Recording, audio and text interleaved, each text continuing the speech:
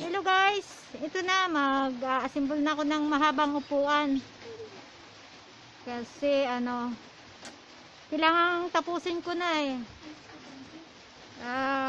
Nagbubutasin ko na yung binubutas ko na yung kawayan ko para ma-assemble ko na to. Tingnan nyo kung paano magbutas. Hindi madali pero kailangan natin gawin.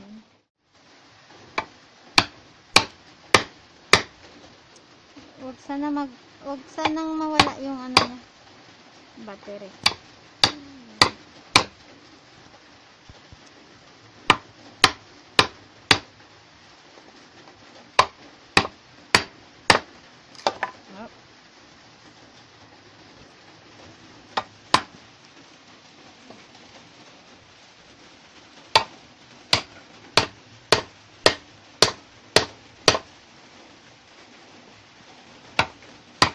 Mahaba to.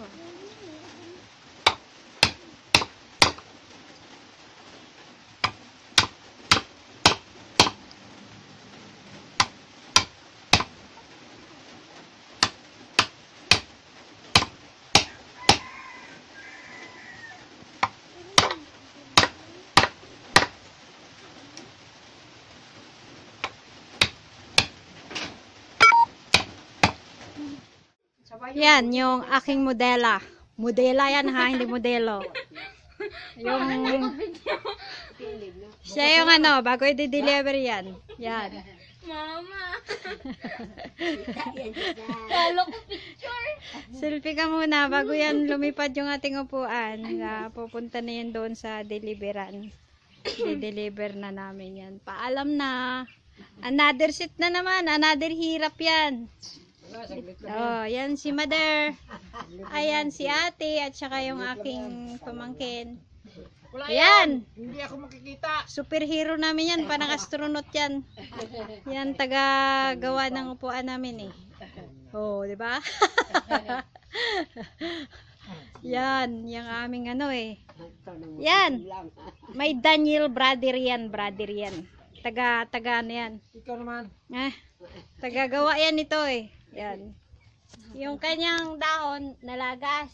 Nalaya. Nasubrahan sa init. Ay, ito lang, bukas na lang. Kaya bukas deliver na namin. So panibago na naman yan sa tabi-tabi. Yan. Marami pa dito sa labas. Ayan.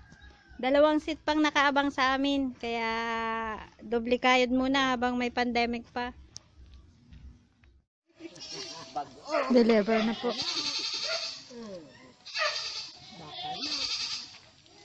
Nakalikod? Ta? Ay, nabuslot na yung Hindi, buka naman sa likod. Ito lang sa mapid.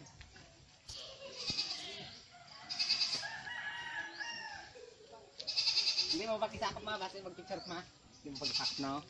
Ito palo daw kayo. Makitaan ba?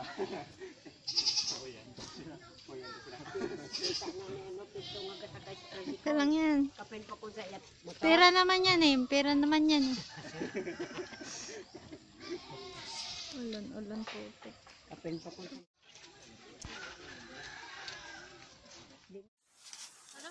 Ayan na po yung panibagong set namin. Isang 6 feet mahaba. Order po nila is 2 lap seat. Kaya ako sa nila ng single ayaw nila mag-single. Kailangan nilang mayroong katabi lagi. Kaya 2 lap seat po. Tapos ko yung mag-furnish. So mamaya deliver po yan. Panigapan bago na naman. Kaya